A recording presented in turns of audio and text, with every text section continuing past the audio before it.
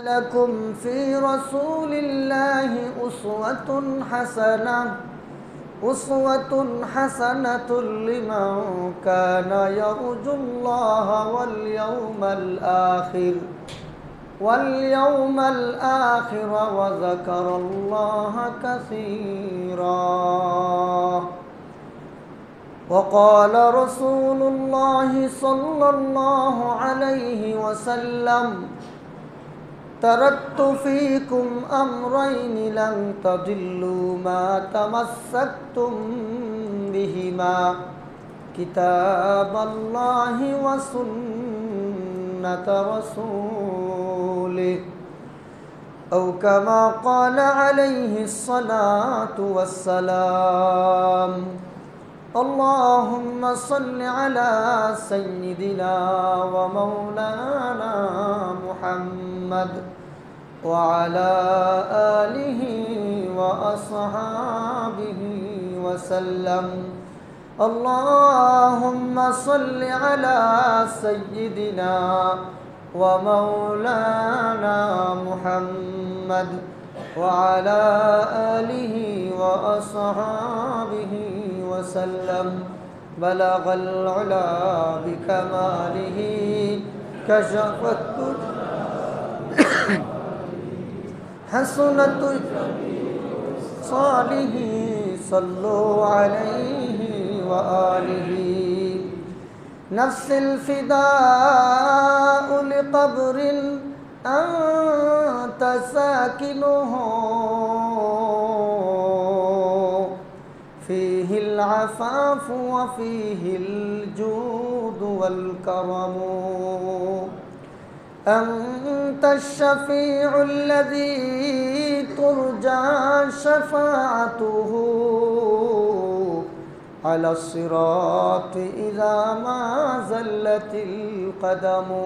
بلغ العلا بكماله كشف الدجى بجماله حسنت جميع خصاله صلوا عليه وآله. সম্মানিত মুসল্লিয়ানে কেরাম, আমি আপনাদের সামনে পবিত্র কোরআন শরীফের সূরাতুল আহজাবের 21 নম্বর আয়াতে কারিমা তেলাওয়াত করেছি। এই আয়াতটি গত জুমাতেও তেলাওয়াত করেছিলাম। এই আয়াত অবলম্বনে আপনাদেরকে পবিত্র সিরাতুন নবী এবং মিলাদুন নবী সম্পর্কে সামান্য কিছু আলোচনা গত জুমাতে আপনাদেরকে শুনিয়েছিলাম। আজকেও এই আয়াত অবলম্বনে কিছু কথা বলার চেষ্টা করব। আল্লাহ যেন আমাকে ইখলাসের সাথে বলার, আপনারা যারা শুনবেন আপনাদেরকে যেন মহান আল্লাহ তাআলা আমলের নিয়তে শোনার তৌফিক দেন। সকলে বলুন আমিন। গত জুমাতে বলা হয়েছিল সিরাতুন নবী কাকে বলে, মিলাদুন নবী কাকে বলে। সিরাতুন নবী এবং মিলাদুন নবীর মধ্যে অনেকগুলো পার্থক্য আপনাদের সামনে তুলে ধরেছিলাম। তো মোট কথা হলো, আমাদের মহানবীর পবিত্র 63 বৎসরের জীবন ইতিহাসকে সিরাতুন নবী বলা হয়, আর রসুলের শুধু জন্মকে মিলাদুন নবী বলা হয়। তো কোনো মানুষের জীবন ইতিহাস যদি লেখা হয়, কোনো পুস্তিকা আকারে যদি কাহারও জীবন ইতিহাস লেখা হয়, তাহলে প্রথমে তার জন্ম লেখা হয়, কত সালে কোন মাসের কত তারিখ জন্মগ্রহণ করেছিল, এই কথাটুকু লিপিবদ্ধ করা হয়। তারপরে বাকি জীবন ইতিহাস লেখা হয়। আমাদের নবীর জন্মটা ছিল একটা মুহূর্ত, পুরা দিনে, পুরা 24 ঘন্টাও নয়, সামান্য একটু সময়ে রসুলের জন্ম হয়েছিল। জন্মের পর থেকে নিয়ে রসুলের ইন্তেকাল পর্যন্ত এই 63 বৎসরের জীবন ইতিহাসটা হলো রসুলের সিরাতুন নবী। রসুলের 63 বৎসরের জীবনটা প্রথমত 2 ভাগে বিভক্ত। প্রথম ভাগ হলো কোরআন নাজিলের আগের 40 বছরের জীবন ইতিহাস। দ্বিতীয় ভাগ হলো কোরআন নাজিলের পরবর্তী 23 বৎসরের জীবন ইতিহাস। তো রসুলের কোরআন নাজিলের আগে 40 বছর সময় অতিবাহিত হয়ে গেল। গত জুমাতে প্রশ্ন করেছিলাম আমি উত্তর দিয়েছিলাম যে রসুলের 40 বছরের জীবনটা কোন কাজে ব্যয় হলো, 40 বছর পরে কেন আল্লাহ নবুয়তি দিলেন, এর আগে কেন দিলেন না? উত্তরে বলা হয়েছিল যে 40 বছরের জীবন ইতিহাসটাকে আল্লাহ তাআলা রসুলের জন্য নবুয়তির দলিল হিসেবে সাব্যস্ত করছেন, যেন দুনিয়ার কোনো বেঈমান কাফের প্রশ্ন করলে এই জবাব দেওয়া যায়, হে মুহাম্মদ, তুমি তো আমাদের সামনে বড় হয়েছ, আমাদের সামনে তুমি বিয়ে শাদী করেছ, তুমি সংসার করেছ, ব্যবসা বাণিজ্য সহ সব আমাদের সামনেই তো তুমি করছো, তাহলে তুমি নবী হইলে কীভাবে? মানুষের প্রশ্নের জবাব যেন রসুলের 40 বছরের জীবন ইতিহাসটা নীরব ভাষায় জবাব দিতে পারে যে মুহাম্মদ সাল্লাল্লাহু আলাইহি সাল্লাম কীভাবে নবী হয়েছে, তার দীর্ঘ 40 বছরের জীবন ইতিহাস তোমরা দেখো, দেখলেই চিন্তা ভাবনা করলেই তোমরা নিজেরাই উত্তর পেয়ে যাবা যে মুহাম্মদ কীভাবে নবী হয়েছে।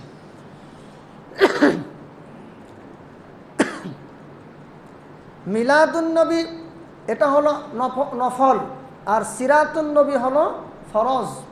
আমার আপনার জীবনে সিরাতুন নবী বাস্তবায়ন করা ফরজ, আর মিলাদুন নবীর আলোচনা করাটা নফল। মিলাদুন নবীর আলোচনা করলে নফল বন্দেগীর সওয়াব পাওয়া যায়, আর সিরাতুন নবী প্রতিটা মুমিন মুসলমানের জীবনে বাস্তবায়ন করা ফরজ। সিরাতুন নবীর মধ্যে কি আছে? নামাজ আছে, সিরাতুন নবীর মধ্যে রোজা আছে, সিরাতুন নবীর মধ্যে হজ জাকাত আছে, সিরাতুন নবীর মধ্যে কোরআন তেলাওয়াত আছে, সিরাতুন নবীর মধ্যে জিকির আজকার আছে। অর্থাৎ রাসূলের সিরাতুন নবীর মধ্যে এমন অনেক বিষয় আছে যেইগুলো উম্মতের উপর ফরজ, কিন্তু মিলাদুন নবীর মধ্যে এমন কিছু নাই যেটা উম্মতের জন্য ফরজ। তাইলে মিলাদুন নবী এটা আলোচনার বিষয়, আর সিরাতুন নবী শুধু আলোচনা করলেই হয় না, প্রতিটা মুমিন মুসলমানের জীবনে বাস্তবায়ন করতে হয়। তো আমাদের দেশে একদল মাথা খারাপের দল আছে, এরা এই যে 12ই রবিউল আউয়াল আসলে ওরা কি করে?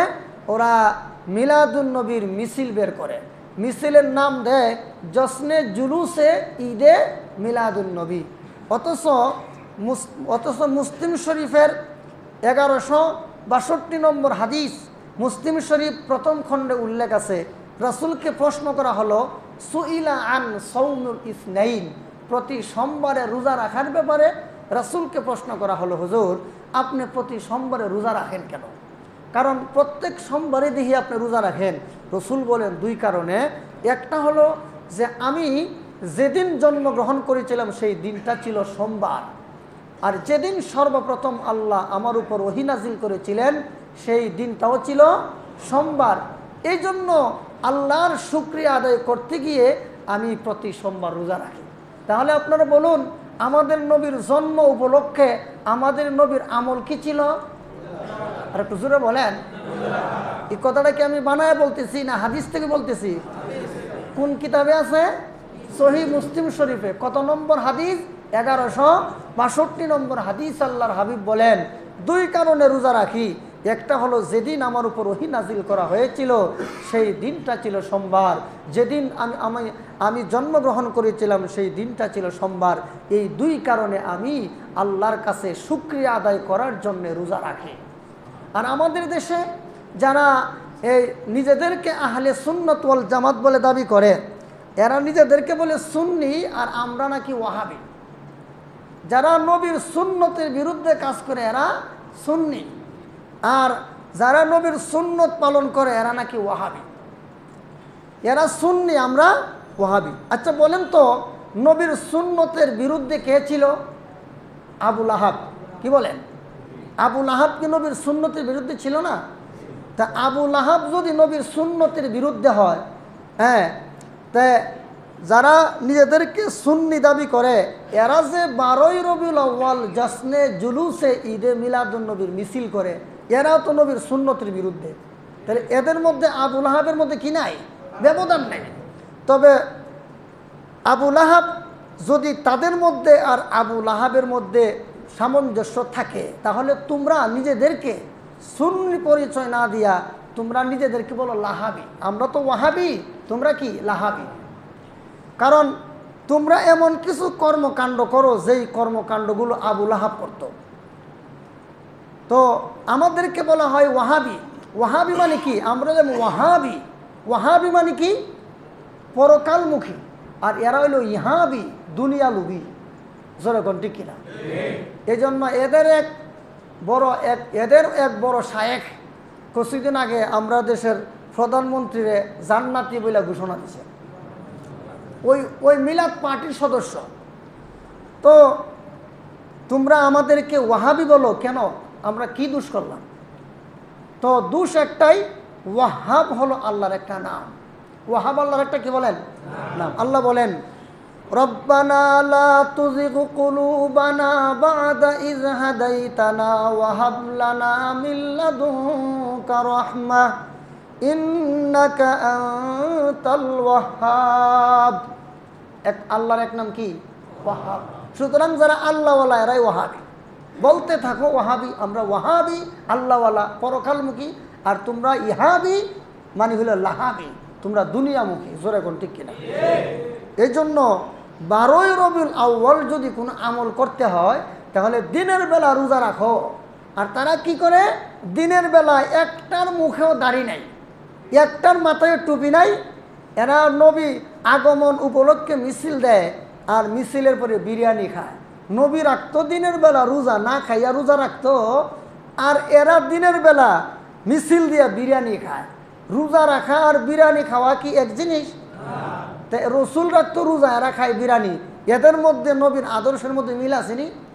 সুতরাং এরা নিজেদেরকে যে সুন্নি দাবি করে, এরা কি সত্যবাদী না মিথ্যাবাদী? কোরআনে উল্লেখ আছে লানাতুল্লাহি আলাল কাযিবিন, মিথ্যাবাদীদের উপর আল্লাহর লানত। সম্মানিত হাজিরিন, তো মিলাদুন নবী ওইটা পালনের কিছু না, এটা আমল করার কিচ্ছু না, এটা আলোচনা করা যায়। এজন্য আমাদের মহানবী হজরত মুহাম্মদ সাল্লাল্লাহু আলাইহি সাল্লাম ওনার জীবন ইতিহাস নিজের জীবনে বাস্তবায়ন করা ফরজ, আর ওনার মিলাদ সম্পর্কে আলোচনা করা নফল। তো 40 বছর কেটে গেল রসুলের পবিত্র জিন্দিগির, 40 বছর কেটে গেল নবুয়ত প্রাপ্তির আগে। এই দীর্ঘ সময় কেন আল্লাহ অতিবাহিত করাইলেন? কারণ হলো যখন নবীর ব্যাপারে প্রশ্ন করা হবে, ও মুহাম্মদ তুমি কিভাবে নবী হলে, তখন যেন রসুলের পবিত্র জিন্দিগির 40টা বৎসর যেন নীরব ভাষায় জবাব দিতে পারে। মুহাম্মদ কিভাবে নবী হলো, ওনার জীবন ইতিহাস ফলো করে দেখো এই লোকটা নবী হওয়ার যোগ্য কিনা। জোরে কোন ঠিক কিনা? কারণ যেই লোকটা জীবনে একটা মিথ্যা কথাও বলে না, যেই লোকটা আল্লাহু আকবার, যেই লোকটা ওয়াদা খেলাপ করে না, যেই লোক আত্মীয়তার বন্ধন ছিন্ন করে না, গরিব অসহায়দের পক্ষে থাকে, অসহায় অনাথ যাদের পক্ষে থাকেন, যারা ঋণগ্রস্ত তাদেরকে ঋণ পরিশোধ করার সুযোগ করে দেন, এবং যেই লোকটা পেশাব পায়খানা করলে মেশকে আম্বর চেয়ে গ্রাণ হয়, যেই লোক রৌদ্রে হাঁটলে আকাশের সূর্যের তাপ ওনার জন্য কষ্টকর হলে আকাশের মেঘখণ্ড আইসা ওনাকে ছায়া দিত, আশপাশের ডালপালাগুলো নয়ে রসুলকে ছায়া দিত। যেই রাস্তায় রসুল চলতেন বোঝা যাইতো এই রাস্তায় মুহাম্মদ গেছে, কারণ রাস্তার মধ্যে মেশকে আম্বরে গ্রাণ পাওয়া যায়। এতগুলো আরও অসংখ্য গণিত ঘটনা। আল্লাহু আকবার। রসুল যখন ছোট অবস্থায় ছিলেন, এতিম হওয়ার কারণে কেউ নেয় না দুধ পান করাবে, তো একজন মহিলা হজরত হালিমাতুস সাদিয়া, তিনি তায়েফ থেকে এসেছিলেন বাচ্চা নেওয়ার জন্য। উনি এত দুর্বল ছিলেন, ওনার একটা এমনি বাচ্চা, আবার ওনার স্তনের মধ্যে কোনো ওই রকমের দুধ নাই, যে উষ্টির উপর আরোহণ করে এসেছিলেন এটা বড় দুর্বল। তো মক্কাতে আইসা অনেক মহিলারাই বাচ্চা নিয়ে গেল, আর হালিমাতুস সাদিয়ার ভাগ্যে কোনো বাচ্চা জুটলো না। তো শেষ পর্যন্ত মুহাম্মদ সাল্লাল্লাহু আলাইহি ওয়াসাল্লামকে কেউ নেয় না। কেন নেয় না? বাবা নাই, এতিম ছেলে, কোনো পুরস্কার পাওয়া যাবে না। হযরত হালিমাতুস সাদিয়া রাদিয়াল্লাহু আনহা তিনি চিন্তা করলেন যে বাচ্চা তো পেলামই না, এখন খালি হাতে না গিয়া আমি যদি মুহাম্মদকে নিয়ে যাই ভালো হবে। তাই রসুল করিম সাল্লাল্লাহু আলাইহি ওয়াসাল্লামকে হালিমাতুস সাদিয়া নিয়ে গেল। এখন যেই আগে যারা আসছিল মক্কায় বাচ্চা নেওয়ার জন্য, ওরা তো আগেই চলে গেছে। শেষ পর্যায়ে হালিমাতুস সাদিয়া মুহাম্মদ সাল্লাল্লাহু আলাইহি ওয়াসাল্লামকে নিয়ে যখন রওনা দিল, আগে যারা রওনা হয়েছিল তাদের আগেই কিন্তু হালিমাতু সাদিয়া গন্তব্য পৌঁছে গেছে। কেন?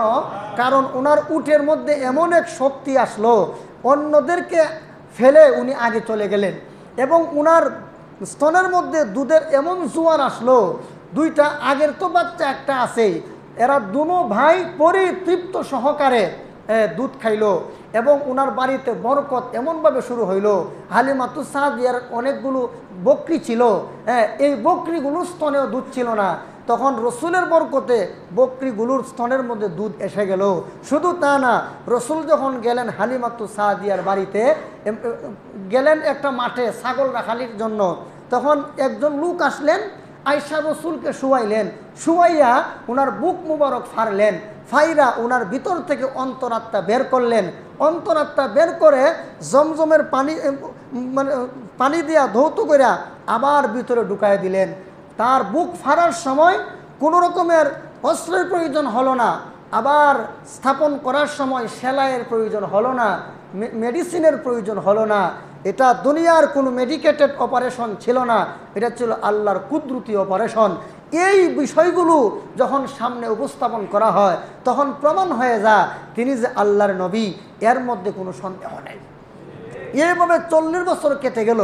40 বছর কেটে যাওয়ার পরে নবুয়ত প্রাপ্তির আগে রাসূল করিম সাল্লাল্লাহু আলাইহি সাল্লাম যখন দেখলেন সমাজের অবস্থা এত খারাপ, মানুষ মূর্তি পূজায় লিপ্ত, আগুনের পূজায় লিপ্ত, মারামারি দাঙ্গা হাঙ্গামায় লিপ্ত, জীবন্ত কন্যা সন্তানকে কবর দেওয়া হয়, বিভিন্ন ধরনের অপরাধে মানুষ লিপ্ত, রসুলের মনটা বেশি ভালো না। ব্যথিত মন নিয়া রসুল হেরা পর্বতের গুহায় যাইতেন, ওইখানে গিয়ে ধ্যানে মগ্ন থাকতেন। তো রসুল করিম সাল্লাল্লাহু আলাইহি সাল্লাম ওখানে যাইতেন, কয়েকদিনের জন্য চলে যেতেন। আম্মাজান খাদিজাতুল কুবরা রাদিয়াল্লাহু আনহা তিনি রসুলের জন্য খাবার নিয়ে যাইতেন, এই পাহাড়ের মধ্যে উঠতেন, ওইটা রসুলকে খাবার দিয়ে আসতেন। এত বড় পাহাড়, যারা গেছেন যারা উঠছেন বলতে পারবেন এখানে উঠা যে কত বড় কষ্টকর। এখন তো রাস্তা আছে, আমরা যে গেলাম রাস্তা আছে, সিঁড়ি বানায় দেওয়া হয়েছে যেন সুন্দরভাবে উঠা যায়। এখন তো ওই একেবারে পাহাড়ের উপরে দোকানও আছে, ইচ্ছা করলে আপনি জুস খাইতে পারবেন, ইচ্ছা করলে ওখানে গিয়া আপনি পটোটো খাইতে পারবেন, সমস্যা নাই। কিন্তু আজ থেকে 1500 বছর আগে এই পাহাড়ের অবস্থা এমন ছিল না, উঠার মতো কোনো সিঁড়ি ছিল না, এ পাথর ভেয়ে ভেয়ে কষ্ট করে উঠা লাগতো। তাও একজন মহিলা মানুষ রসুলের দরবারে শুকনা খাবার নিয়ে যাইতেন, রসুলকে খাবার দিয়ে আবার আসতেন। তো আম্মাজান খাদিজা, রসুল যেখানে যাইতেন আম্মাজান খাদিজাও যাইতেন। তো রসুল যেহেতু হেরা পর্বতের গুহায় একাএকি ধ্যানে মগ্ন থাকতেন, তখন রসুলের জন্য খাবার নিয়ে যাইতেন। রসুলের চিন্তা একটাই, হাই হাই কোন সমাজে আসলাম, যেই সমাজের মানুষ মূর্তির সামনে মাথা নত করে, আগুনের পূজা করে, তারপর বিভিন্ন ধরনের অপরাধের সাথে লিপ্ত। উনার মনটা বড় ব্যথিত।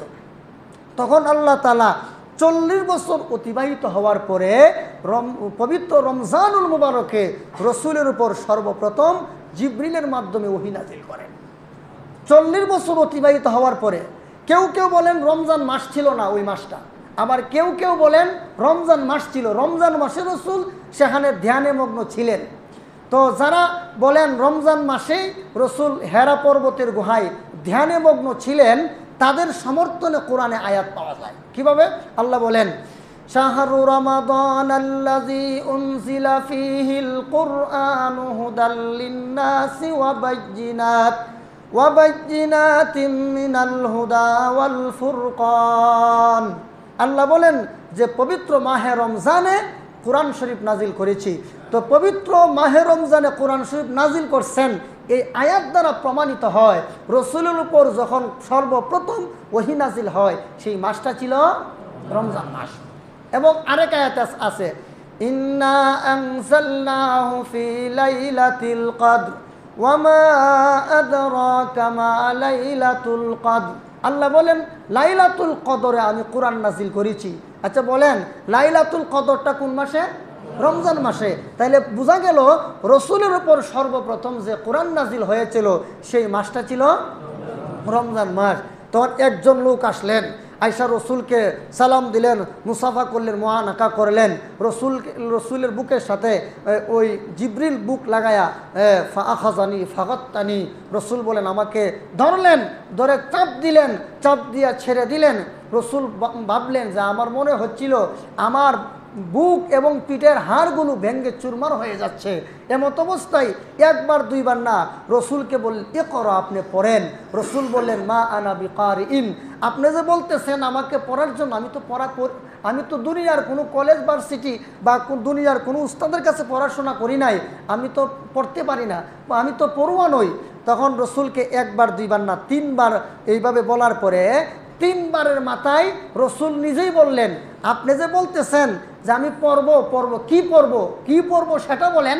তখন হযরত জিবরিল আলাইহিস সালাতু ওয়াস সালাম বললেন ইকরা বিসমি রাব্বিকাল্লাযী খালাক খালাকাল ইনসানা মিন আলাক ইকরা ওয়া রাব্বুকাল আকরামুল্লাযী আল্লামা বিল কলম আল্লামাল ইনসানা মা লাম ইয়ালাম।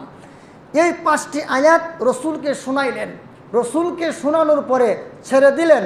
তখন রসুলের ভিতর এমন একটা ভয় তৈরি হলো, তিনি দৌড়ায় বাড়িতে গেলেন। দৌড়ায় বাড়িতে গিয়া খাদিজাতুল কুবরাকে বলে ইয়া খাদিজাতু জাম্মিলুনি, হে খাদিজা আমাকে কম্বল দিয়ে ঝরায় ধরো, মনে হয় আমি বাঁচব না। তখন পুরা ইতিহাস শোনাইলেন এইভাবে। তখন আল্লাহ রসুলকে আম্মাজান খাদিজা বলেন ও রসুল করিম সাল্লাল্লাহু আলাইহি ওয়াসাল্লাম আপনি ঘাবড়াবেন না, ভয় পাবেন না, আপনার উপর তো কোনো বিপদ আসতে পারে না, কারণ আপনি আত্মীয়তার সম্পর্ক বজায় রাখেন, আপনি গরিব এতিম অসহায়দেরকে আপনি দেখভাল করেন, অনেক মানুষের বিপদে দাঁড়ান, আপনার উপর তো বিপদ আসতে পারে না।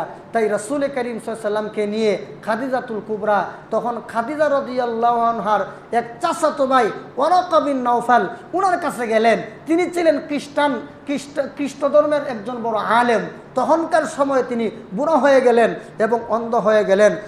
যাওয়ার পরে তখন ওয়ারাকা ইবনে নওফাল বলেন যে তুমি যা দেখছো এটা নামুস, অর্থাৎ এই নামুস হযরত মুসা নবীর কাছে এসেছিল।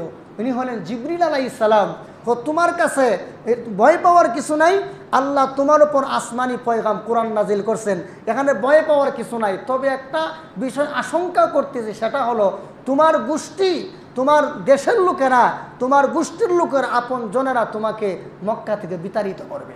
তখন রসুল বলে আওয়াহু মুখরিজিয়া, তারা কি আমাকে বের করে দিবে? অর্থাৎ আমার দোষ কি? কোনো দোষ নাই, দোষ একটাই, তুমি কোনো সত্য কথা বলবা। তো রসুল করিম সাল্লাল্লাহু আলাইহি ওয়াসাল্লামকে যখন আল্লাহ তাআলা বললেন ওয়া আনজির আশীরাতাকাল আকরাবিন, ও মুহাম্মদ আপনি আবার আপনার নিকটবর্তী আত্মীয় স্বজন যারা আছে তাদেরকে আপনি দাওয়াত দেন।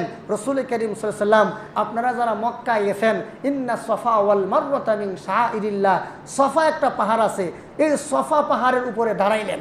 দাঁড়ায় রসুল বলেন এ মক্কার অমুক তমুক গোত্রের লোকেরা, জোরে জোরে ডাকলেন, সবাই সমবেত হলো। সমবেত হওয়ার পরে তিনি বললেন আচ্ছা বলো দেখি, যদি আমি তোমাদেরকে একটা মেসেজ দিই যে এই পাহাড়ের পিছনে শক্তিশালী একটা শত্রু বাহিনী আছে, তাহলে তোমাদের উপর কিছুক্ষণ পরে আক্রমণ করবে, তাহলে কি তোমরা আমার এই কথা মানবে? তখন মক্কার কাফেররা বলল মানবো না কেন, কারণ তুমি জীবনে কোনোদিন একটা মিথ্যা কথা বলো নাই, তুমি আমাদেরকে সবসময় সত্য কথা বলছো, তোমার কথা মিথ্যা হইতে পারে না। রসুল বলেন আমার কথা যদি সত্য হয়ে থাকে, তোমরা বলে থাকো, তাহলে এই কথাটাও সত্য যে তোমরা লা ইলাহা ইল্লাল্লাহর ধর্ম গ্রহণ করো, তোমরা নামাজ পড়ো, রোজা রাখো, হজ করো, যাকাত দাও। এইভাবে যখন ইসলামের এক আল্লাহর দাওয়াত দিলেন, তখনই মক্কার বেঈমান কাফেররা মুহাম্মদুর রাসূলুল্লাহর চির দুশমন হয়ে গেল। এমনকি আপন চাচা আবু লাহাব, সে হাতে পাথর নিয়ে রসুলের উপর মারলো আর বলল আর তাব্বাল্লাকা আলি হাজা জামাতানা আলি হাজা দাওতানা, ও মুহাম্মদ তুই ধ্বংস হয়ে যা, এজন্যই কি তুই আমাদেরকে একত্রিত করছস? এই কথা বলার পরে রসুলের উপর পাথর মারলো। আল্লাহ বলেন তাব্বাত ইয়াদা আবি লাহাবি ওয়া তাব, ও মুহাম্মদ সাল্লাল্লাহু আলাইহি ওয়াসাল্লাম আপনি ঘাবড়াবেন না, মনক্ষুণ্ণ হবেন না। যে আবু লাহাব আপনাকে তার হাত দিয়া পাথর মারছে, সেই আবু লাহাবের 2 হাত ধ্বংস হোক। আল্লাহ যদি কয় ধ্বংস হোক, হের আর উপায় আসেনি, কি বলেন? উপায় নাই। তো যাই হোক, এইভাবে রসুল যখন দাওয়াত দিলেন, রসুলের দাওয়াত দেওয়ার পরে মক্কায় রসুলের বিরুদ্ধে এমন একটা অবস্থা তৈরি হয়ে গেল, সেখানে শুধু শারীরিক নির্যাতন না, বরং মানসিকভাবে এমনভাবে রসুলকে অপদস্থ আর এমনভাবে রসুলের উপর নির্যাতন, এমনভাবে ঠাট্টা মস্কারি করতে লাগলো। আল্লাহু আকবার। একবার রসুলের বিরুদ্ধে এক বৈঠকের মধ্যে ছিল ওয়ালিদ ইবনে মুগিরা। সেই ওয়ালিদ ইবনে মুগিরা সে বসলো এবং তার চেলা চামুন্ডাদেরকে নিয়ে বসলো। তখন চেলা চামুন্ডারা বলল, হে আমাদের মহান নেতা, মুহাম্মদের ব্যাপারে কি সিদ্ধান্ত দিবেন? তখন ওয়ালিদ ইবনে মুগিরা বলে, আমি একটু চুপ থাকি, আমার চিন্তা করার সুযোগ দাও, তবে তোমরা তোমাদের কার কি মন্তব্য সেটা বলো। তখন এক একজন বলে, মুহাম্মদ একজন গণক। ওয়ালিদ ইবনে মুগিরা বলে, না, সে গণক হইতে পারে না, কারণ সেই যেইভাবে কথাবার্তা বলে এই কথাবার্তা কোনো গণকের না। আরেকজনে বলে, তাইলে সে হইল এই কবি সাহিত্যিক। তখন ওয়ালিদ ইবনে মুগিরা বলে, আমার জীবনে বহু কবি সাহিত্যিক দেখছি, কিন্তু মুহাম্মদের মতো এত মাধুর্যময় কথাবার্তা বলনেওয়ালা কোনো মানুষকে জীবনে দেখি নাই। আসলে সে কোনো কবি সাহিত্যিকও না। আরেকজনে বলে সে জাদুকর। এইভাবে এক একজন এক একভাবে কথা বলার পরে ওয়ালিদ ইবনে মুগিরা ঠিকই বুঝতে পেরেছিল যে মুহাম্মদ সাল্লাল্লাহু আলাইহি ওয়াসাল্লাম সত্য এবং মুহাম্মদ সাল্লাল্লাহু আলাইহি ওয়াসাল্লামের উপর নাজিলকৃত কোরআন এটা মহা সত্যবাণী আল কোরআন, এর মধ্যে কোনো সন্দেহ নাই। এই কথা ওয়ালিদ ইবনে মুগিরাও বিশ্বাস করেছিল। যেইমাত্র ওয়ালিদ ইবনে মুগিরা যেইমাত্র সবার কথা শেষ, এখন ওয়ালিদ ইবনে মুগিরা কয়, এখন ওনাকে বলে, আচ্ছা আমাদের মহান নেতা এবার আপনি বলেন। তখন সে চিন্তা ফিকির করার সুযোগ তো, আমি একটু চিন্তা ভাবনা করে বলি। তখন ওয়ালিদ ইবনে মুগিরা কিছুক্ষণ চিন্তা ফিকির করার পরে বলে, আসলেই মুহাম্মদ একজন জাদুকর। তার মৃত্যুকে বলা যায় না, তারে কাহেনও বলা যায় না, তাকে কবি সাহিত্যিকও বলা যায় না, তবে তাকে জাদুকর বলা যায়। তে কি বলল? জাদুকর। তখন আল্লাহ তাআলা এই ওয়ালিদ ইবনে মুগিরার ব্যাপারে পবিত্র কোরআনের সূরাতুল মুদ্দাসিরে 16টা আয়াত নাযিল করেন।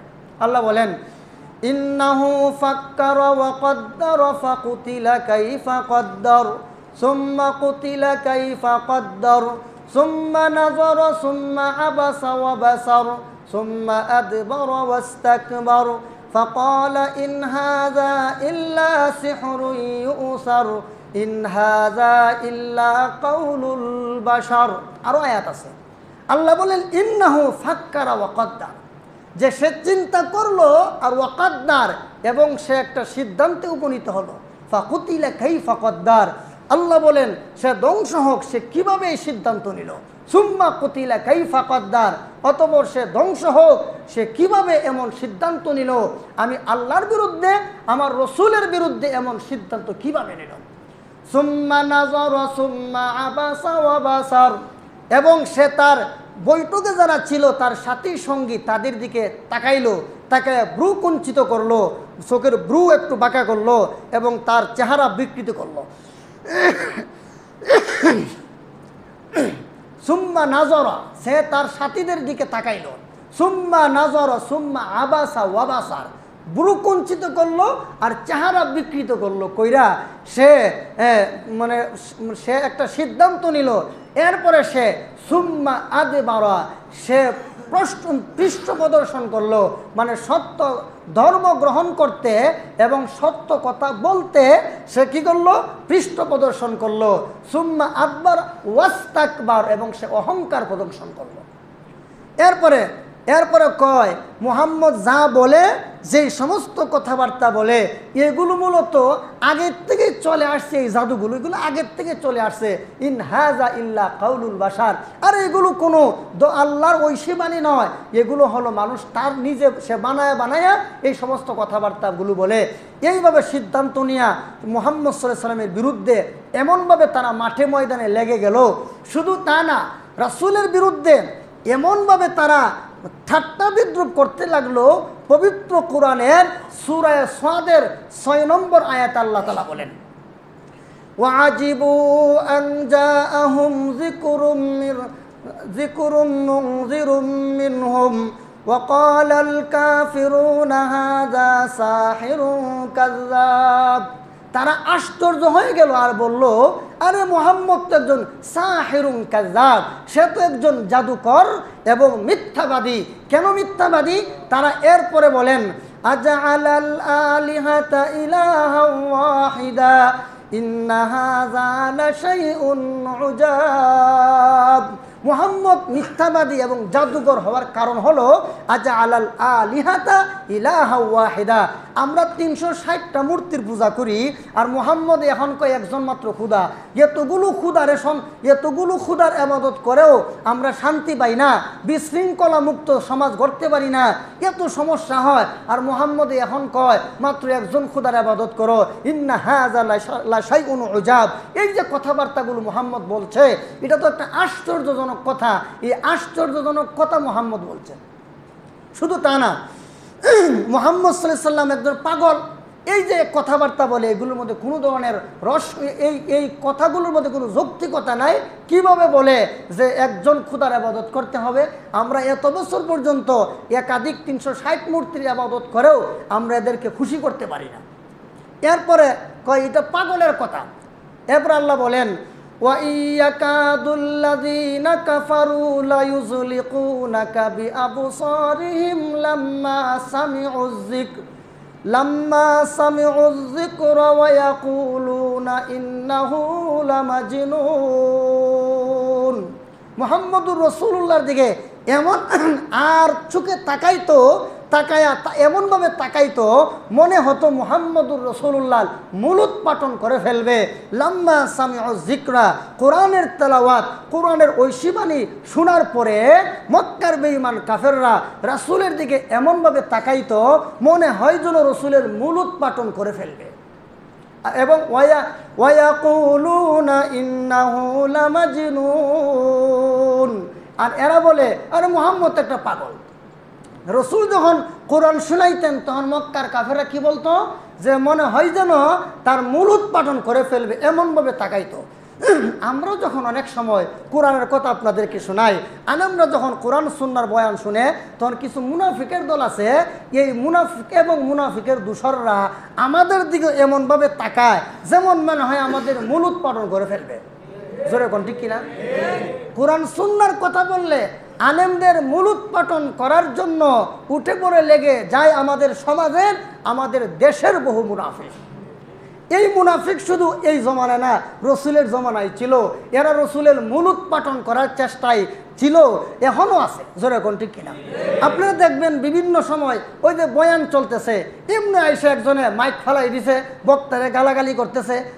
এক বক্তার এক লোকরে দেখলাম, হে এত বড় নেতা, মাইকের মধ্যে লাথি মারছে। এই ভিডিও দেখছেন কিনা আপনারা? অনেকে দেখছেন। তাহলে এরা যারা আলেমরা কোরআন সুন্নাহর বয়ান করে, কোরআনের কথা বলে, আর একদল মাইকে লাথি মারে আর আলেমকে স্টেজ থেকে নামায়া দেয়। এর মানে কি? আলেমের গোষ্ঠীর মূল উৎপাদন করে ফেলবো, কোরআন সুন্নাহর কোনো কথা বলা যাবে না। জোরে কোন ঠিক কিনা? এই রকমের অবস্থা তো আমাদের দেশেও আছে। সুতরাং আজ থেকে ১৫০০ বছর আগে মক্কার কাফেররা এমনটা করেছিল, ১৫০০ বছর পরে আমাদের দেশেও এমনটা হয়। তাহলে আমাদের মধ্যে তো আবু জেহেলের চেলা চামুন্ডা আছে। জোরে কোন ঠিক কিনা? এই জন্য ভাইয়ের আমার, আল্লাহ রসুল এমন একটা অবস্থায় উপনীত হলেন, দীর্ঘ 1 বছর না 13 বছর পর্যন্ত এত জুলুম, এত অত্যাচার, এত ঠাট্টা বিদ্রুপ, মুহাম্মদ সাল্লাল্লাহু আলাইহি ওয়াসাল্লামের উপর যারা ঈমান আনলো এদের উপর অত্যাচার। শুধু তা নয়, আল্লাহু আকবার, একবার কয়েকজন বড় বড় আবু লাহাব, বড় বড় নেতারা বসলো। আরে সর্বনাশ, সামনে তো হজের মৌসুম আসছে। এই হজের মৌসুমে বহিরাগত অনেক লোক মক্কায় আসবে হজ করার জন্য, বাইতুল্লাহ জিয়ারতের জন্য অনেক হাজিগণ আসবে।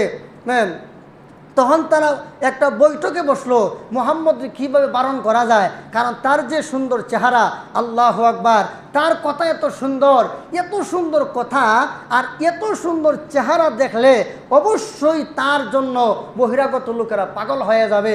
কারণ এত সুন্দর মানুষ আমরা জন্মের পরে কোনোদিন দেখি নাই। জোরে কোন ঠিক কিনা? ওয়া আহসানু মিনকা লাম তারা কাত্তু আইনি ওয়া আজমালু মিনকা লাম তালিদিন নিসাউ খুলিকতা মুবাররাআম মিন কুল্লি আইবি কাআন্নাকা ক্বাদ খুলিকতা কামা তাশাউ। রসুলের সাহাবী হাসান বিন সাবিত রাদিয়াল্লাহু আনহু বলেন, ওয়া আহসানু মিনকা লাম তারা কাত্তু আইনি, হে রাসূল আপনি এত সুন্দর, এমন সুন্দর আমার জীবন আর কোনোদিন দেখে নাই। এই চক্ষু কোনোদিন এত সুন্দর কোনোদিন দেখে নাই। ওয়া আহসানু মিনকা লাম তারা কাত্তু আইনি ওয়া আজমালু মিনকা লাম তালিদিন নিসাউ। আপনার মতো সুন্দর মানুষ পৃথিবীতে কোনো মহিলা জন্ম দেয়নি। খলিকতা মুবাররাআম মিন কুল্লি আইবি কাআন্নাকা কাদ খুলিকতা কামা তাশাউ। হে রাসূল, আপনি এমনভাবে দুনিয়াতে সৃজিত হয়েছেন যেমন আপনি দুনিয়াতে সব ধরনের দোষ ত্রুটি মুক্ত অবস্থায় দুনিয়াতে জন্মগ্রহণ করে আসছেন। মনে হয় যেন আপনি যেভাবে চেয়েছিলেন আপনাকে আল্লাহ সেইভাবে সৃষ্টি করছেন। আর একটু জোরে কন। হযরত হাসান বিন সাবিত রাসূলের সাহাবী এই সুন্দর কবিতা বলতেন। এজন্য এই কবিতাটা তেলাওয়াত করলে পড়লেও সওয়াব আছে, শুনলেও কি আছে? সওয়াব আছে। ওয়া আহসানু মিনকা লাম তারা কাত্তু আইনি ওয়া আজমালু মিনকা লাম তালিদিন নিসাউ খলিকতা মুবাররাআম মিন কুল্লি আইবি কাআন্নাকা কাদ খুলিকতা কামা তাশাউ। আল্লাহ রাসূল এত সুন্দর, এমন সুন্দর মানুষের চেহারা দেখলে কোনো মানুষ স্থির থাকতে পারবে না। এখন কি করা যায়? তখন সমস্ত বেঈমান কাফেররা, এরা বড় বড় লিডাররা একটা সিদ্ধান্তে উপনীত হলো যে মুহাম্মদ সাল্লাল্লাহু আলাইহি ওয়াসাল্লাম যদি মক্কায় হজের মৌসুমে যদি ভাষণ দেওয়ার সুযোগ হয় তাহলে যারাই শুনবে তারাই তার দলে চলে যাবে। এখন কি করা যায়? মুহাম্মদের কথা যেন কেউ না শুনতে পারে, এই জন্য মক্কায় ঢুকার জন্য যতগুলো রাস্তা ছিল, যতগুলো মোড় ছিল, যতটা পয়েন্ট ছিল, প্রত্যেকটা মোড়ে মোড়ে বড় বড় সন্ত্রাসী বেঈমান কাফেররা তাদের লোক নিয়োগ করলো। বহিরাগত থেকে যারা হজ করতে আসবে তাদেরকে ফেরত পাঠায়া দিও যে এই বছর হজ না কইরা আগামী বছর হজ করতে আছো। এইবার মক্কা একটা পাগলের আবির্ভাব হয়েছে, সেই পাগলে যে কি বলে, হ্যাঁ, পাগলের কথা শুনলে ছেলে এবং বাবা এবং ছেলে, মা সন্তান এবং তার আত্মীয় স্বজন, এদের মধ্যে একটা বিভাজন তৈরি হয়। হ্যাঁ, সন্তান এবং মা বাবার মধ্যে অনৈক্য তৈরি হয়। সুতরাং এই পাগলের সাথে সাক্ষাৎ না করে তোমরা চলে যাও, আগামী বছর তোমরা হজ করতে আসবা। এখন মক্কায় যারা হজ করতে আসবে তারা চিন্তা ফিকির করতে লাগলো যে মুহাম্মদ একজন পাগল, আর এই পাগলের বিরুদ্ধে এত বড় শুনাউন, হ্যাঁ, পাগলের বিরুদ্ধে এত কিছু। দেখেন না, শাইখুল ইসলাম হযরত আল্লামা আহমদ শফি নওয়ারাল্লাহু মারকাদাহু, তিনি একটা ওয়াজ করেছিলেন মহিলাদেরকে নিয়ে, মনে আসেনি? তখন আমাদের দেশের তত্ত্বমন্ত্রী, হ্যাঁ, আসলে তত্ত্বমন্ত্রী না, হ্যাঁ তত্ত্ব সন্ত্রাস ছিল। একটা হলো তত্ত্বমন্ত্রী, একটা হলো তত্ত্ব সন্ত্রাসী। তত্ত্ব সন্ত্রাস কাকে বলে? অর্থাৎ গায়ের জোরে, ক্ষমতার জোরে নিরপরাধ মানুষের বিরুদ্ধে মানে বিভিন্ন রকমের অপবাদ প্রচার করাকে তত্ত্ব সন্ত্রাস বলে। তা আমরা তো আসলে তত্ত্বমন্ত্রী পাইছিলাম না, মূলত পাইছিলাম তত্ত্ব সন্ত্রাসী। এই জন্য এটার মনে গ্রেফতার করছে, জানেন কিনা আপনারা? ভাগো কার গ্রেফতার করো, এখন তো আর সমাজে মুখ দেখাইতে পারবে না। এই তত্ত্বমন্ত্রী হাসানুল হক ইনু, এই ইউন্না, হে আহমদ শফি নওয়ারাল্লাহু মারকাদাহু, উনার ব্যাপারে তেতুল হুজুর বলে তার সমস্ত মিডিয়াকে একযোগে প্রচার করতে বলছিল কিনা? হ্যাঁ, এই দেশের মানুষ আল্লামা আহমদ শফি আর হুজুর আলেমদেরকে দেখলেই বলতো তেতুল হুজুর। যারা আলেমদেরকে তেতুল হুজুর বলে এরা পিতৃ পরিচয়হীন অবৈধ সন্তান। যাদের জন্মে ভেজাল আছে তারাই আলেমদেরকে তেতুল হুজুর বলতে পারে। আলেমদেরকে বৈধ সন্তানেরা কোনোদিন গালি দিতে পারে না। ভালো রকম মনে রাখবেন মুসলমানেরা, আহলে সুন্নাত ওয়াল জামাতের আকীদা ইহানাতুল উলামাই কুফরুন, আলেমদেরকে বেজ্জতি করা কুফরি। সুতরাং এই তত্ত্ব সন্ত্রাসীরা আলেমদের ব্যাপারে কত কিছু বলছে, তেতুল হুজুর বলছে, এবং মিডিয়া এইগুলোকে একযুগে প্রচার করছে। তাহলে বলুন, এরা কি তত্ত্বমন্ত্রী ছিল না তত্ত্ব সন্ত্রাসী ছিল? এই তত্ত্ব সন্ত্রাসীদের বিচার আল্লাহ পাক আখিরাতে করার আগেই আল্লাহ দুনিয়াতে জনসাধারণকে দিয়ে কলায়া দেখাই দিল যে আল্লাহর বিরুদ্ধে গেলে দুনিয়াতে এই লাঞ্ছনাজনক জীবন, আর পরকালে তোমাদের কপালে জাহান্নাম। হ্যাঁ, আবার একবার হজে না উমরায় গেছিল, হ্যাঁ রাশেদ খান মেনন, আপনারা হয়তো ছবি দেখছেন ফেসবুকে। আচ্ছা বলেন তো, কুকুরের মাথায় যদি টুপি দেওয়া হয়, এটা দেখতে সুন্দর দেখা যায় না বিশ্রী দেখা যায়?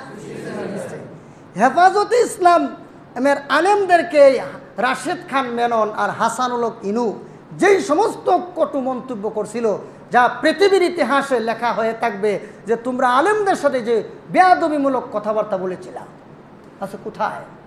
ইন্না বাদশা রব্বিকা লাশাদীদ, আল্লাহর পাকড়াও বড় কঠোর। আল্লাহ যাকে ধরে তাকে আল্লাহ আর ছাড় দেন না। আল্লাহ ছেড়ে দেন কিন্তু ছাড় দেন না। আল্লাহ পাক ছেড়ে দেন কিন্তু ছাড় দেন না। ছেড়ে দিছিলেন কিছুদিনের জন্য, দেখি কি করে। গুড়ি যখন উঠাইবেন দেখবেন উপরে গিয়ে খালি গুড়ি নাড়াচাড়া করে। এর মানে কি? মালিকরে বোঝায় যে তোমার থেকে আমি বহুত উপরে, আমার আর ধরতে পারবা না। তখন মালিককে বলে, আরে ঘুরি তুই যে নাচানাচি করস, এত নাচানাচি করস কে? রশিটা তো আমার হাতে, টান যখন দিমু তখন ঠিকই আমার হাতে খুঁজবে। জোরে কোন ঠিক কিনা? আল্লাহকে বন্ধ, এত নাচানাচি করো না, আমার হায়াত মৌত কিন্তু আমার হাতে। মনে রেখো, ইজ্জত ইজ্জত দেওয়ার বেজ্জতি করা এটা আমার হাতে। কোন সময় যে কারে বেজ্জতি করব আর কোন সময় যে কারে কীভাবে শায়েস্তা করব আর একটুকু টের পাইবা না। এই জন্য বেয়াদবি করছিলা, বেয়াদবির প্রতিফল আল্লাহ দুনিয়াতে দেখাই দিছেন। যদি তওবা করে ফিরে না আসে তাহলে কিয়ামতের দিন যে কি শাস্তি হবে আপনারা দেখতে পারবেন। সম্মানিত হাজিরিন, শুধু আলেমদের বিরুদ্ধে আর নবী রসুলের বিরুদ্ধে ষড়যন্ত্র রসুলের জমানায় ছিল না, এখনও আছে, কিয়ামত পর্যন্ত চলবে। জোরে কোন ঠিক কিনা? তো এখন এরা কয় যে মুহাম্মদ সে যে এইভাবে কথাবার্তা বলে, আল্লাহ এখন যদি বহিরাগতরা কথাবার্তা শুনে আর তাকে দেখে তাইলে তো তার দলে চলে যাবে। এখন বহিরাগতরা বলতে লাগলো, মুহাম্মদ যদি পাগল হয় তাহলে এই বড় বড় সন্ত্রাসী, বড় বড় লিডার, এই আবু লাহাব, আবু জাহালের মতো বড় বড় নেতারা কেন তার বিরুদ্ধে নামছে? যখন কোনো মন্ত্রী, যখন বড় বড় নেতারা আলেমের বিরুদ্ধে কথা বলে তাহলে তো মনে হয় কিন্তু আছে। জোরে কোন ঠিক কিনা? যখন একজন আলেমকে কোনোভাবেই শায়েস্তা করা যায় না তখন কয় হে জিনা করছে, অমুক জায়গায় মহিলা নিয়ে ধরা পড়ছে। জোরে কোন ঠিক কিনা? এখন তার কিছু পায় না, এখন কি করবো? চরিত্রের উপর আঘাত করে। মানুষকে গায়েল করতে কোনোভাবে না পারলে শেষ পর্যন্ত তার চরিত্রের উপর আঘাত করা হয়। কারণ চরিত্রটা যদি কলুষিত করা যায় তাহলে মানুষের কাছে সহজেই বেজ্জতি করা যায়। এই জন্য এই চক্রান্ত করেছিল। তো মুহাম্মদ সাল্লাল্লাহু আলাইহি সাল্লাম উনার ব্যাপারেও বিভিন্ন ধরনের অপবাদ, মুহাম্মদ মিথ্যাবাদী, মুহাম্মদ গণক, মুহাম্মদ জাদুকর, মুহাম্মদ পাগল ইত্যাদি কথাবার্তা বলে। তখন আল্লাহ তাআলা রসুলের মনে বড় কষ্ট, আয় আল্লাহ, এই যে আমার বিরুদ্ধে এত বদনাম। আল্লাহ বলেন, হে রসুল আপনি ঘাবড়াবেন না, টেনশন করবেন না, মানুষের দিলের মালিক তো আমি আল্লাহ, আমি মানুষের দিল পরিবর্তন করে দেব।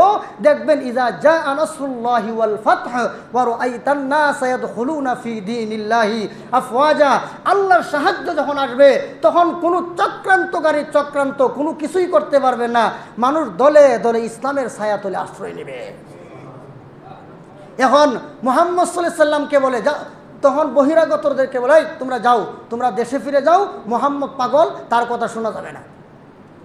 ভাইয়ার আমার, বহিরাগতরা বলতে লাগলো মুহাম্মদ যদি পাগল হয়ে থাকে তাহলে বড় বড় লিডাররা আবু জাহাল, আবু লাহাবের মতো বড় বড় নেতারা কেন বলে?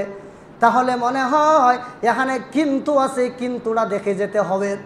ভাইয়ার আমার, বহিরাগত লোকেরা বড় বড় লিডারদের কথা ডিঙ্গাইয়া যেই মাত্র মক্কাতুল মুকাররমায় আসলো, মক্কাতুল মুকাররমায় এসে দেখে এমন একজন লোক, যেই লোকের চেহারা দেখলে মনে হয় না তিনি পাগল, আবার উনি এত সুন্দর কথা বলে যেই কথা দুনিয়ার কোনো কবি সাহিত্যিকের হতে পারে না।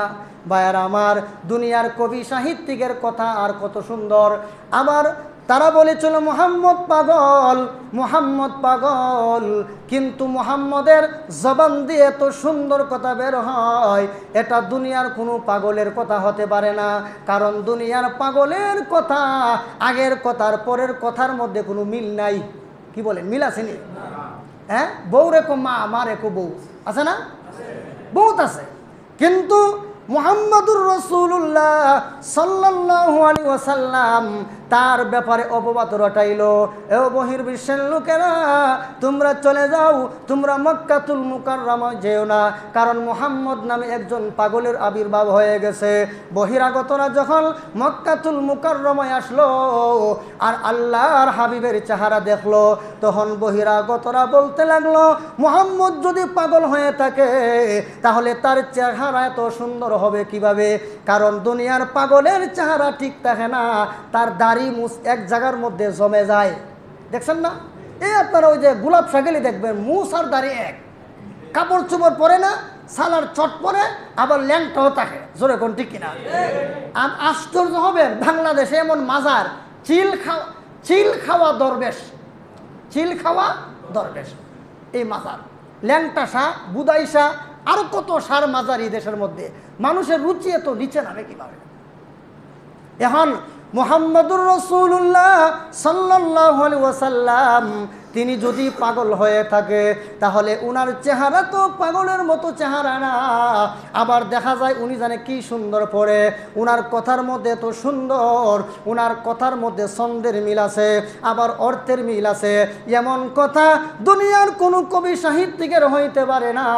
তিনি বলেন, আল হাক্ক মাল হাক্ক ওয়া মা আদরাকা মাল হাক্ক, এইভাবে কহ কহ কহ, শেষে ক আছে।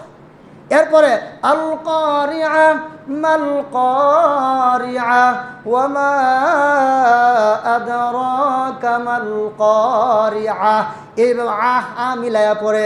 আবার আল্লাহর হাবিব পড়েন, লা উকসিমু বিহাযাল বালাদ ওয়া আনতা হিল্লুম বিহাযাল বালাদ ওয়া ওয়ালিদিন ওয়া মা ওয়ালাদ লাকাদ খালাকনাল ইনসানা ফি কাবাদ। এইভাবে ওয়ালাদা বালাদা কাবাদা এইভাবে সুন্দর মিলায়া পড়ে।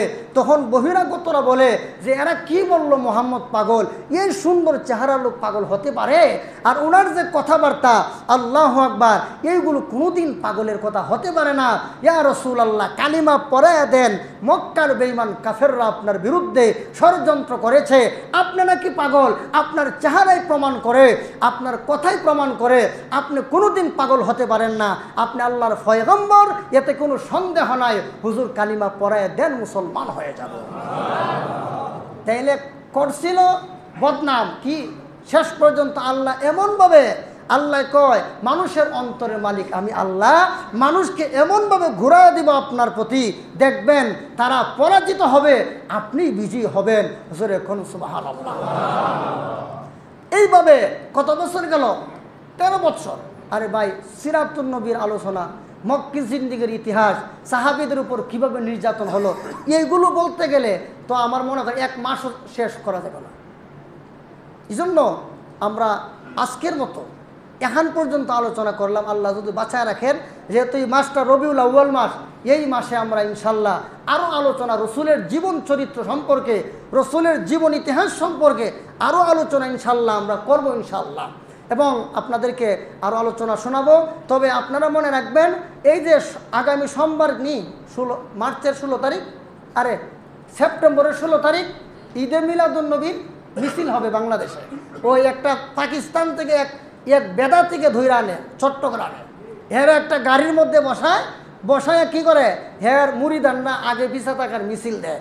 আচ্ছা বলেন, রসুলে যেদিন জন্মগ্রহণ করেছিল সেদিন রসুল রোজা রাখলো, আর ওই দিনে হেরা এক বন্ডরে বাংলাদেশ আইনা গাড়িতে বসায়া হের ফুলের মালা দেয়। আচ্ছা, ফুলের মালার সাথে আর রসুলের জন্মদিনের রোজার সাথে কি সম্পর্ক? কোন সম্পর্ক আছে? তাহলে এই যে ভণ্ডামি, এগুলো যাদের বিবেক আছে এরা বুঝে। এর জন্য সাবধান, ঈদে মিলাদুন নবীর নামে যদি কোনো জশ্নে জুলুসে ঈদে মিলাদুন নবী হয় তাহলে বুঝতে হবে এটা ভণ্ডামি ছাড়া কিচ্ছু নয়। আপনাদেরকে একটা খুব খুশির সংবাদ দিই, সেটা হলো খড়মপুর মাজারের নাম শুনছেন নি? এমন কোনো মানুষ মনে হয় না কেল্লা বাবার মাজারের নাম শুনছে না। এটা শরীফউদ্দিনের ক্যাসেট সবার ঘরে ঘরে এক সময় ছিল। এখনও আমি আল্লাহর কসম খায়া বলি, আমি নিজে খড়মপুর গেছি, এই সময় তো ছাত্র মানুষ, এই সময় তো আমাকে এত শরীয়ত লাগে না, কি বলেন? হ্যাঁ, আরও হেফজখানায় পড়ি, হেফজখানায় পড়লে তো আর কোনো শরীয়তই নাই। এখন গেছি, যাওয়ার পরে আমি আল্লাহর নামের শপথ করে বলতে পারি, বহু মানুষকে দেখছি আমি মাজারে সেজদা দিতেছি। আমি যেই রাস্তা থেকে মাজারে যাওয়া লাগে, এই রাস্তার মধ্যে দাঁড়ায় দেখি এক লোক সাদা ধুতি কাপড় পইরা রাস্তার মধ্যে সেজদা হক মৌলা কয়ে সেজদা দিয়া দিছে। তাহলে এইগুলো শিরকি কর্মকাণ্ড হচ্ছে কিনা দেশে বলেন? এজন্য এই খরমপুর মাজারে সারা জীবন শিরক এবং বেদাত এবং কুফুরি কর্মকাণ্ড চলে আসছিল। এখন আমাদের হবিগঞ্জ এবং বিবারিয়ার আলেমরা সিদ্ধান্ত নিয়েছে ওখানে তাফসিরুল কোরআন মাহফিল হবে। এই যে 16 তারিখ ওই মাজার প্রাঙ্গণে এতদিন গান বাজনা ছিল, গাঞ্জার আসর ছিল, গাজার আসর ছিল, কেয়া সবাই নিশাখুর চলো যায় খরমপুর, এরকম গানই তারা গাইত। খেয়া সবাই নিশাখুর চলো যায় খরমপুর, এমন গান গায়া নৌকার মধ্যে বড় ডেক সেট বাজায়া বাজায়া খরমপুর যাইতো। আর কি যে মদের মানে গাঞ্জার ধোঁয়া, পুরা কেয়ামতের অন্ধকার। ইট খোলা দেখছেন না আপনারা? ইট খোলার মধ্যে দেখেন উপরে তো ধোঁয়া বাইর, ওখানে গেলে এরকম ইট খোলার মতো গাঞ্জার ধোঁয়ায় পুরা আকাশ পাতাল অন্ধকার। এই শিরক এবং কুফরি কর্মকাণ্ডে নিমজ্জিত ছিল এই এলাকা। এখন ওই অত্র অঞ্চলের উলামায়ে কেরাম, এখন তো আলহামদুলিল্লাহ ইসলামী শক্তি, ইসলামী দলগুলোর একটু ক্ষমতা, কিছু একটু ক্ষমতা আইছে, কি বলেন?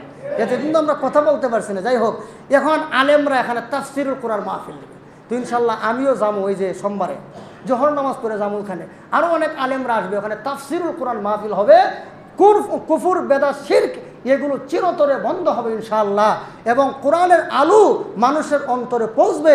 মানুষের অন্তরে যখন কোরআন সুন্নাহর আলো পৌঁছে যাবে, তখন বেদাত থাকবে না, শিরক থাকবে না, কুফর থাকবে না, মাজারের নামে গাঞ্জা খাওয়ার ভণ্ডামি সব বন্ধ হয়ে যাবে ইনশাআল্লাহ।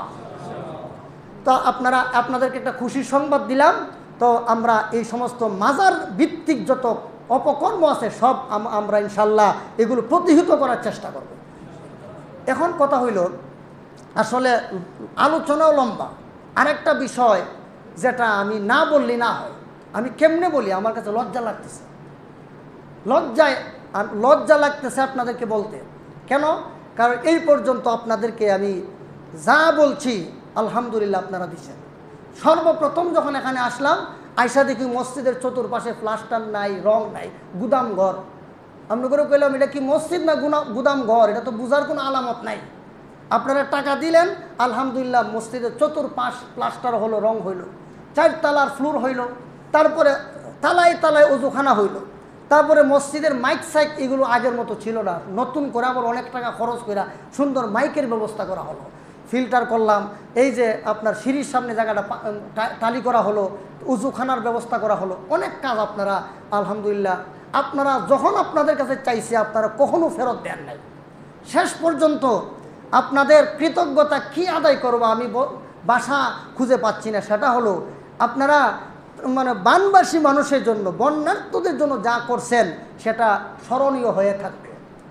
কারণ এককভাবে আমরা শুধু মসজিদ আমাদের মুসল্লিদের সহযোগিতায় 2 বার গেছি, তাও আলহামদুলিল্লাহ দ্বিতীয়বার যখন গেলাম আমরা 3 লক্ষ টাকার খাবার নিয়ে গেলাম, তে দিয়ে আসছে, এটা সব আপনাদের দেওয়া। এখন কথা হইল, এখন যে আপনারা মসজিদে বসে আছেন, মসজিদের যে এসিগুলো, এই মসজিদে 16 টন এসির দরকার শুধু ফ্লুট ঠান্ডা করার জন্য। আর এখানে মানুষ আছেন না, আপনাদেরকে ঠান্ডা করার জন্য আরও 60 টন দরকার, মোট কয় টন? 20 টন। তো আমাদের মসজিদে এসি আছে কয়টা? 6টা এসি, এক একটা 2 টন করে হলে কয় টন হয়? 12 টন। এই 2 টনের এসি মানে দীর্ঘদিন ব্যবহারের পরে 1.5 টন হয়ে যায়, এটা জানেননি? এই জন্য কেউ এসি কিনতে গেলে যেই রুমে 1.5 টন লাগে ওই রুমের জন্য 2 টন কিনবেন, কমাই দিবেন, তবে এই এসিটা অনেক দিন ব্যবহার করতে পারবেন। তো আমরা যখন এসিগুলো 16 দেওয়া হয়, তখন এটা একদম সর্বোচ্চ পাওয়ারটা দেওয়া হয়। আপনি যদি সর্বোচ্চ শক্তি দিয়ে দৌড়ান সারাদিন, বলেন তো কতটুকু দৌড়াইতে পারবেন? কাহিল হয়ে যাবেন না, দুর্বল হয়ে যাবেন, পরে যাবেন। আর যদি স্বাভাবিক নিয়মে হাঁটেন অনেকক্ষণ হাঁটতে পারবেন। তো আমাদের মাত্র 6টা এসি, এখানে 20 টন এসির দরকার। তো আপনারা অনেকে বুঝেন না, না বুঝা অনেকে মন্তব্য করছেন এতদিন যে এসি বন্ধ কেন। আরে ভাই, এসি বন্ধ কেন কারণটা তো আমরা আসলে এই পর্যন্ত অনেকেই জানি না। তো যখন এসির কম হয় কিন্তু তার এসির চাহিদা বেশি হয়, চাহিদার তুলনায় কম হয় এসি, তখন এসিগুলো আস্তে আস্তে নষ্ট হয়ে যায়। এই জন্য কয়েকদিন পরে পরে এসি লিক হয়, এসি নষ্ট হয়ে যায়, পরে ঠিক করা লাগে। এইভাবে চলছে আমাদের জীবন। এবার মাথার উপরে যেটা আছে এটাও বন্ধ, এটা বন্ধ, এটা নষ্ট হয়ে গেছে। এখন আমাদের কমসে কম আরও 6 টন এসি এখানের জন্য দরকার। তাইলে আমরা এসিগুলো যদি 22-এ দেই তাইলে মোটামুটি একটা মসজিদের পরিবেশটা সুন্দর থাকবে, গরমটা কম, মানে ঠান্ডা ঠিক মতো হবে, এসিগুলো নষ্ট হবে না। তো এখন আপাতত 6 টন না হোক, কমসে কম 4 টন এসি আমাদের মসজিদের জন্য খুব দরকার। এখন আপনাদেরকে কেমনে বলি যে আপনারা দেন, আর মসজিদে যখন দেখছেন 2-4 দিন যখন এসি ছিল না, নামাজ পড়তে কত কষ্ট। আপনারা জানেন যে নামাজ আমরা দোতলায় পড়ছি গরমে। তো আপনার একটু সহযোগিতায় যদি আল্লাহর বান্দারা এখানে আল্লাহকে সেজদা দিতে পারে তৃপ্তি সহকারে, তাহলে আপনিও কিন্তু এই ভাগিদার হবেন। এখন আপনাদেরকে কীভাবে বলি আর করো, আমি আপনাদের কাছে আশাবাদী, হাঁসটা না দেন ডিমটা দিবেন। কথা বুঝছেন না? হাঁসটা না দেন কমসে কম ডিমটাও দিবেন। এখানে আমরা যা আছি সবাই যদি 500 টাকা করে দিতাম পুরা মসজিদের, অথবা 1000 টাকা করে দিতাম, তাহলে কিন্তু এই এসি কয়েকটা আইসা করতো সামনে। এখন যদি এসিটা না কিনি, বাকি এসিগুলো কিন্তু নষ্ট হয়ে যাবে। এখন অনেক টাকা দেওয়া এই এসিগুলো ঠিক করা হয়েছে। এমন কে আছেন যে হুজুর স্বেচ্ছায় বলেন যে আমি এত টাকা দিয়া আল্লাহর ঘরের মসজিদের জন্য, এটা কোনো চাপাচাপি না, কারণ আপনাদেরকে কষ্ট দিয়ে অনেক টাকা আগে উঠাইছি। এখন যদি আবার বেশি চাপ দেই তাহলে আপনারা হয়তো কষ্ট পাইতে পারেন। কষ্ট দিয়ে নয়, মহব্বতের সাথে আল্লাহর সন্তুষ্টি অর্জনের জন্য আল্লাহর ঘর মসজিদকে ভালোবেসে আপনারা যদি একটু চেষ্টা করেন, হ্যাঁ, একের বোঝা 10-এর লাঠি, 10 জন মিলে একটু চেষ্টা করলে 2টা এসি কোনো ব্যাপার না। এমন কে আছেন যে হুজুর আমি আল্লাহর ঘরের জন্য, এমন মাশাআল্লাহ 2 জন 500, 1000, আল্লাহ কবুল করুক, মঞ্জুর করুক। হাজি সাহেব 500 টাকা, আল্লাহ কবুল করুক, মঞ্জুর করুক, জিন্দা মুর্দা সকলকে মাফ করুক, আমিন। ভাই দেন, এটা ফরিদ ভাই 1000, মাশাআল্লাহ ফরিদ ভাই 1000 লেখেন, আল্লাহ কবুল করুক, মঞ্জুর করুক। আপনারা একটু সময় দেন আমারে, হ্যাঁ। আর